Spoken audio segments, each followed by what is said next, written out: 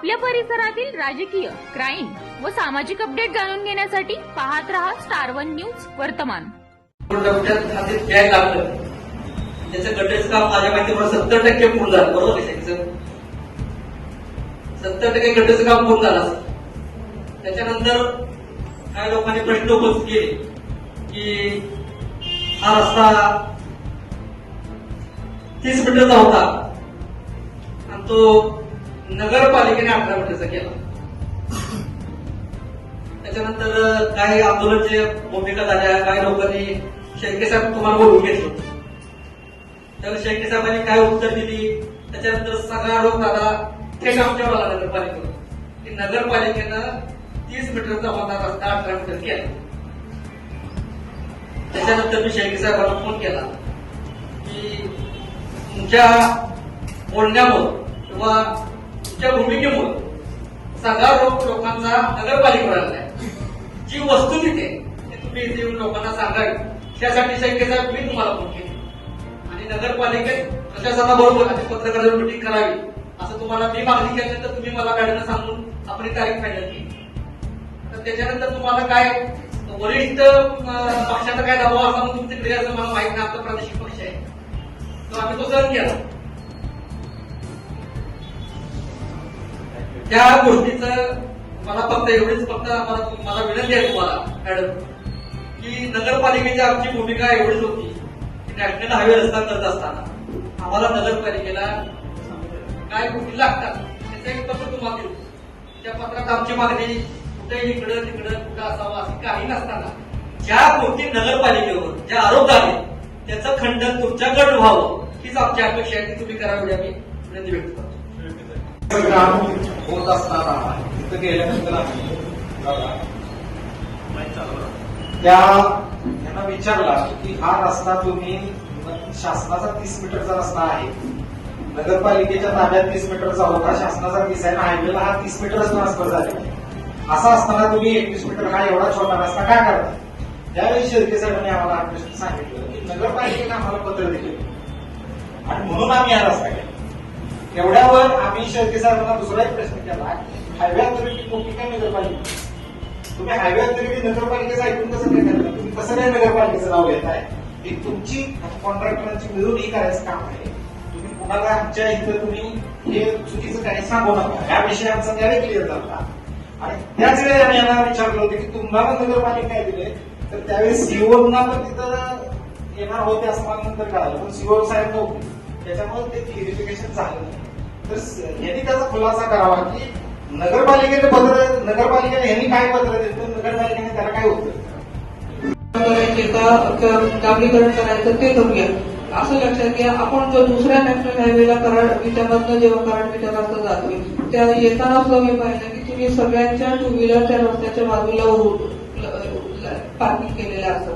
आपण असं लक्षात घेऊ की आपलं जीव पण मुलाचं आहे. जर नॅशनल हायवेला जर वेगाने जाणाऱ्या गाड्या आणि आपण टू व्हीलरवर शहरात फिरणारे माणसं ही जर ट्रॅफिक सेग्रिगेट झाली किंवा विभक्त झाली तर आपण काही प्रमाणात सेफ राहू. आणि गटरच्या उपलब्धतेनुसार समजा आपल्याला त्या ज्या काही 4 मीटर 4.5 मीटर उपलब्ध रुंदीमधून बाहेर पडायचे आणि मेन हायवेला यायचे तर त्या ह्याच्यासाठी आपण किंवा गटरवर उभं गाडी येते का, वेगाने येते का, वेग नियंत्रणाचे उपाय आम्ही शहरात कधीही नॅशनल हायवे स्टँडर्ड करतच असतो, ते करणारच आहोत. पण हे एक बफर झोन होईल की तुम्हाला तिथं तुमचे पार्किंग लॉट होतील. आपला एक जो मुद्दा आहे की अतिक्रमण होईल मागच्या त्या जागेचं, तर तसं होणार नाही. आपण त्याच्यात बसून काहीतरी वेआउट करू आणि तो रस्त्याचाच भाग बनवायचा प्रयत्न करू. शिल्लक आहे म्हणून ते रस्ता मोठा करणार नाही. पवईच्या लेखाला तुम्हाला मुद्दाम सांगतो, तिथं तुम्ही गेला प्रचंड तिने उकरले. तुम्हाला पहिलं पोहोचचे आठवलेलं बघा, पुढलं येणारे दोन्ही बाजूने गाड्या दिसत नव्हत्या. नॅशनल हायवेचा नियम आहे 1 किलोमीटर विजन पाहिजे किमान, म्हणजे कुठं ब्लाइंड स्पॉट राहू नये. हे आपल्या नियमानं काम करत नाही, ते त्यांच्या नियमानं काम करतात. हा रस्ता 21 मीटरचा व्हावा हा 2024 साली त्या बीपीएलला मंजूर मिळाले, त्याला नगरपालिका प्रश्न. आता नगरपालिकेने काय केलं, किती मीटरचा रस्ता आहे, कुठं आपल्याला जागा शिल्लक राहते याचा अभ्यास केला. आणि विशालला आता गेली अनेक वर्ष आमच्या नगरपालिकेने निवडणुकीला दोन्ही पार्ट्या शब्द देत आहेत की अंडरग्राऊंड गटर करतो, अंडरग्राऊंड गटर करतो, असं बरेच 40-50 वर्ष अंडरग्राऊंड गटर करतो, अंडरग्राऊंड गटर करतो असं चालू आहे. आता ती अंतिम स्टेपला पाहिजे आहे आणि मला असं वाटतं की पुण्यामध्ये अंडरग्राऊंड गटर येत्या 2-3 महिन्यामध्ये आपल्याला त्याची मंजुरी करेल. मग तर आता अंडरग्राऊंड गटर आता ऑलरेडी जो रस्त्याचं काम चालू आहे तिथं आपले नळपाणी पुरवलेले पाईप आहे. जर कॉन्क्रीटचा रस्ता करायचा असेल तर ते पाईपा शिफ्ट करावं लागतं. जर उद्या लिकेज झालं तर कॉन्क्रीटचा रस्ता आपण सोडू शकत नाही. शिफ्टिंग हाच पर्याय असतो पाईपलाईनचा सगळ्या. मग त्या सगळ्या पाईपलाईन शिफ्ट करणं आणि जर अंडरग्राऊंड गटर उद्या मंजूर झाले तर ते अंडरग्राऊंड गटर करायचे असतील झाला तर तो रस्ता कॉन्क्रीटचा करता येणार. बरोबर ना? तर करताच येणार नाही कॉन्क्रीट. मग काय करावं लागेल? परत डांबर रस्ता करावा लागला. म्हणजे तो आपण उकरू परत मधलं पायपा टाकून परत तेवढा डांबर रस्ता करू असं होईल. त्यामुळं त्यांनी त्यांची हापूस सोडून काय जागा शिल्लक राहते का मी स्वतः बघितलं आणि तरी सुद्धा जागा कमी पडत होती. तर उद्या आपल्याला नळपाणी पुरवठा अंडरग्राऊंड ड्रेनेज टाकायला असेल तरी जागा कमी पडत होती. मग नगरपालिकेनं आम्ही यांना एवढीच विनंती केली होती 2.5 मीटरचा डिवायडर आहे तुम्ही कमी कराल का? मी आधी ईश्वरपूरचा रस्ता बघितला. ईश्वरपूरमध्ये त्यांनी डिवायडर कमी केलाय आणि मग यांना विनंती केली त्यांनी सांगितलं की आम्ही डिवायडर कमी करू शकतो. रोड कमी करायचा नाही म्हणून माझी सुरुवात आता काय तुम्हाला तुम्ही आहे म्हणून बोलायचं नाही तर माझे रस्ते प्रशस्त रस्ते झाले पाहिजे. आम्ही बघा पुढे जाऊन बघूया. सगळ्यात जास्त मोठे रस्ते आपल्या मतदारसंघात आणि ती विनंती यांनी मान्य केली आणि त्यांनी डिवायडर जो 2.5 मीटरचा होता तो डिवायडर कमी करून दिला आणि ती जी जागा आपल्याला मार्जिन एक्स्ट्रा मिळते ती ड्रेनेजला पाईप टाकायला आपल्याला एक्स्ट्रा मिळते.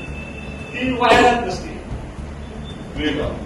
आता त्यांचं धैर्य तुम्ही म्हणता आता हा रस्ता आहे अख्खा रस्ता आहे इथं मध्ये डिवायडर आहे त्यांची गटर इथं आहे आपली जागा इकडे राहते. तुम्ही त्यांना कितीही सांगितलं ना इकडे करा मॅडम तुम्ही इकडे गटर करणार का?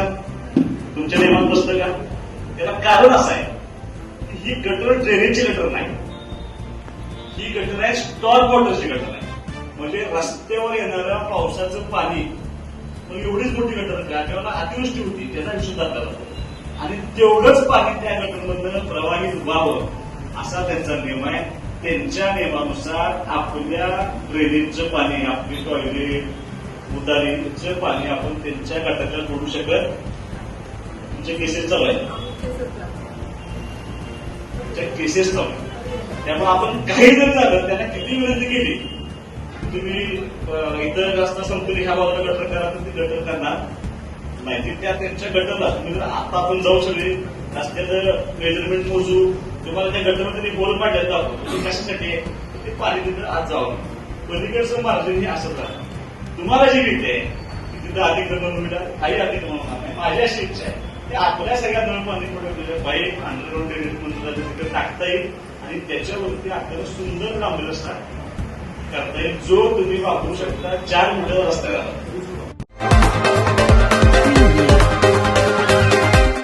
अशा बातम्या पाहण्यासाठी आमच्या चॅनेलला लाईक, शेअर, सबस्क्राईब करा.